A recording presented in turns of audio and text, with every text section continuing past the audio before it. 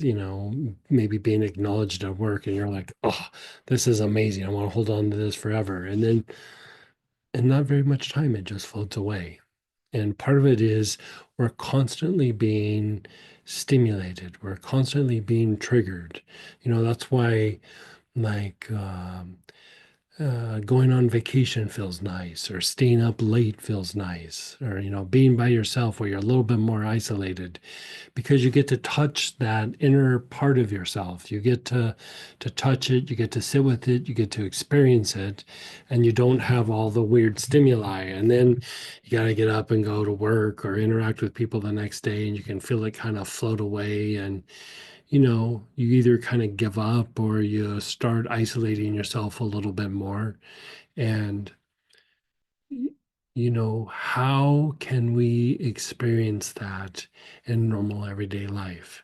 How can we have our foot always in that place of like peace and stillness and our true inner self and our higher nature while we're doing mundane, normal everyday things, or when we're doing things that might be difficult, or we're dealing with difficult people?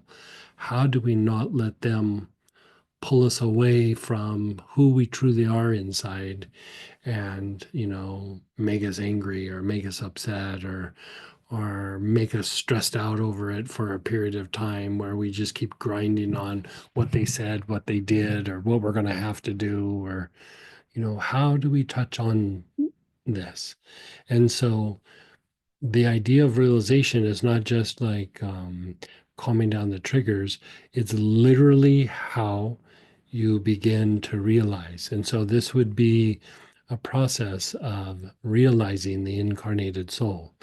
Another way of saying this is you're aligning the mind and the body. And you're not only aligning the mind and the body, but you're aligning the body and the soul, and the mind and the soul. There's like this deeper level of alignment. And when we have difficulties, be it mentally or emotionally, it's really about a lack of an alignment. It's a lack of a connection. And it's usually not about our choices or the way we're thinking.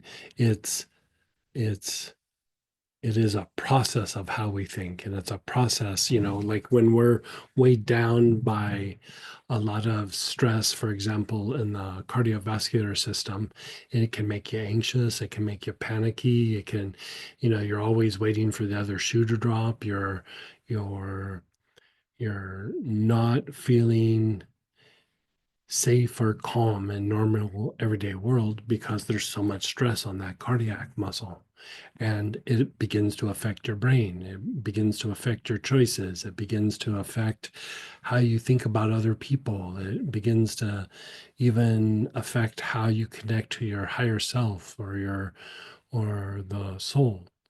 And so when you calm the body down, we are able to have greater levels of higher emotions. And when we start to have greater levels of higher emotions, we start to have an enlightened mind, or an organized mind. And when we start to have this enlightened mind or organized mind, we begin to experience goodness in the face of darkness, or in the face of difficulty.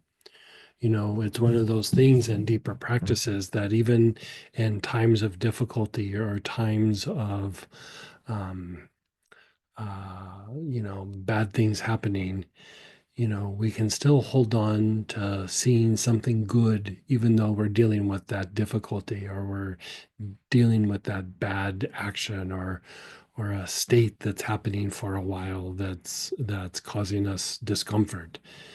And in doing so, whatever you have your awareness on, whatever you put your attention on, eventually becomes your reality. It's eventually becomes how you see the world. You are manifesting this aspect. And so if we're living a triggered life, we're always going to look to the negative. We always are. There's no getting around that.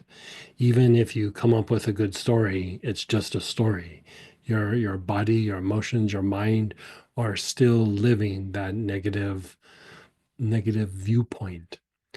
But if you can calm down these triggers, your mind can see something different. It can see the goodness in situations.